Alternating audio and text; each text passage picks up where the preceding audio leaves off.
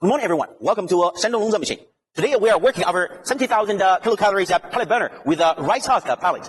Our pellet burner can be used in many different industries. For example, like home cooking, home drying, restaurant cooking, restaurant bread roasting, tea drying factory, tobacco drying factory.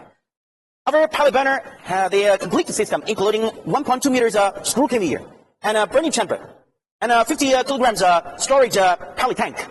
And 4 wheels for easy movable. And this pellet burner, very high efficiency working, can be used in many different projects, and it can use many different kinds of biomass pellet, for example, like wood pellet, agriculture pellet, like rice husk pellet, straw pellet. Okay, everyone, if you like Longzhe pellet burner, please send your inquiry to our team. Thanks for watching today's video. Bye-bye.